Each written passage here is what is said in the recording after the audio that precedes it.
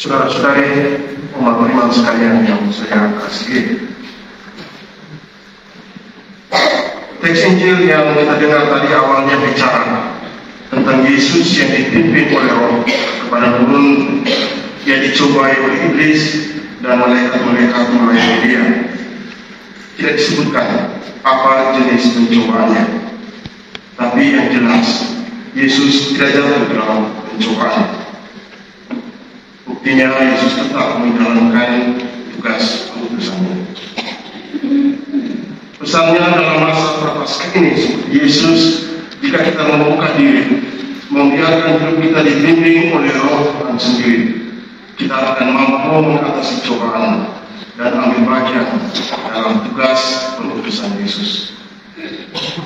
Sesudahnya dikatakan kepada kita tentang apa yang dilakukan oleh Yesus, yaitu memberitakan warta tentang kerajaan Allah dan tuntutan pertobatan demi kerajaan Allah tersebut.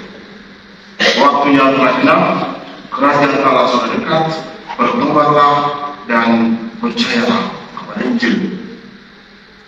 Kita diundang untuk bertobat, menerima dan percaya kepada Injil, kepada kabar baik bahwa Allah adalah kasih. Dia mengasihi dan mengampuni kita, bahwa Sang Allah telah menjadi manusia dan tinggal di antara kita, bahwa dalam Dia hidup bukanlah kesia-siaan belaka, tetapi dalam Dia kegelapan maut telah dikalahkan oleh terang kebangkitan. Saudara kita, Pak Tedian Nobi, seorang guru dan prefek di Seminari Ponorogo, seorang pastor di beberapa paroki, seorang pribadi yang lembut dan sederhana, berpulang kemarin. Pada kesempatan ini saya mau mengajak kita untuk memberikan perhatian pada dua hal berikut ini. Pertama, tentang penyerahan diri kepada Allah. Yang kedua, tentang kesehajaan, tentang kesederhanaan. Yang pertama, penyerahan diri kepada Allah. Sesudah masa mudanya yang sangat aktif memikul tugas-tugas dan tanggung jawab misioner, Pak Tedian Nobi enggan untuk beristirahat. Dia merasa diri masih kuat. Dia juga jarang kembali ke Balue kecuali pada pesta-pesta atau tangkisan. Tapi pada masa tuanya dia ambil waktu untuk ada bersama keluarga. Akhirnya dia pensiun, menerima kenyataan guna bakti dalam pelayanan Tuhan. Dia tinggal 1 tahun di Ghana dan kemudian 4 tahun di rumah senior.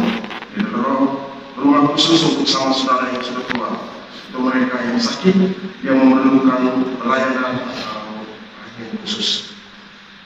Tahun terakhir hidupnya sebagian besar dihabiskan dengan berbaring saja di tempat tidur.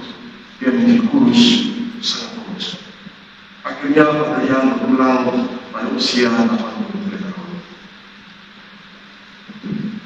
Saudara-saudari, di bawah subjudul kepenuhan hidup dalam Tuhan, dalam Konstitusi Serikat Sabda Allah nomor 415 ditulis sebagai berikut. Dalam saat kematian kita melaksanakan penyerahan diri kita terakhir kepada Tuhan. Kita mati dalam persekutuan dengan Kristus yang telah dimulai dengan pembaptisan, diteguhkan dengan profesi religius, ditumbuhkan dengan perayaan Ekaristi, dan kini diselesaikan dalam kepenuhan akhir. Pada Selasa malam 28 Januari 1968, Pater Yosef Reina Demetz, Roh Kudus dari Serikat Sabda Allah, menghembuskan nafasnya yang terakhir. Seorang rekan bisnisnya, Pater Stens, menulis surat beribu kepada Pater Abad Jansen, pemimpin umum Serikat. Yosef tabah selama dia sakit. Itu meninggal, tetapi dia menyerahkan dirinya kepada Allah. Tempatnya tidak dapat digantikan oleh siapapun. Saya hendak menggunakan gambaran dari Pater Stens ini tentang Pater Yosef Reina Demetz untuk Pater Tedian Nobi. Kita yang lain tidak sering ada bersama atau mengunjungi beliau. Tapi keponakan Pater Jan Lobe, saudari Fatimah Tia yang dengan sayang setia merawatnya, selama ini mengatakan bahwa pamannya baik-baik saja selama menjalani hari tuanya dan menghadapi penderitaan aman. Sesekali dia merajuk, tetapi secara umum selalu baik. Jika mampir di rumah Simeon, saya berusaha untuk mengunjungi semua sama saudara di sana. Ketika kemarin pagi sebelum bisa saya menjenguknya, terlihat wajahnya sangat tenang, sangat damai.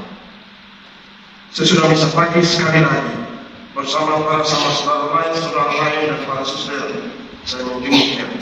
Kami mendoakan dan memberkati dia. Penilaian saya dan juga penilaian dari banyak orang lain bahwa Pater Jan Lobe tabah selama menjalani hari-hari tuanya. Dia tabah menghadapi penderitaan yang panjang. Dia berusaha tabah selama sakit. Dia setia sampai akhir hingga meninggal. Dia tidak meninggal, tetapi menyerahkan dirinya kepada Allah. Ia menghidupi apa yang dikatakan dalam konstitusi Serikatan.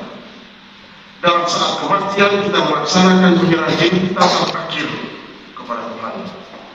Kita mati dalam persekutuan dengan Kristus yang telah dimulai dengan pembaptisan, diteguhkan dengan profesi religius, ditumbuhkan dengan perayaan Ekaristi, dan kini diselesaikan dalam kepenuhan akhir.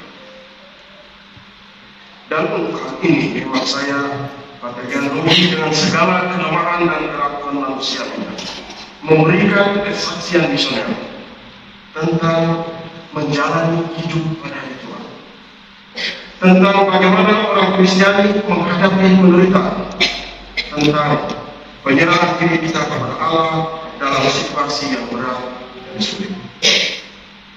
Sebagai orang beriman, sebagai religius dan misionaris, ini terjadi karena dia percaya pada apa yang dikatakan oleh Yesus dalam Injil tadi. Dia percaya kepada Injil Allah, kepada kabar gembira bahwa dia tidak sendirian.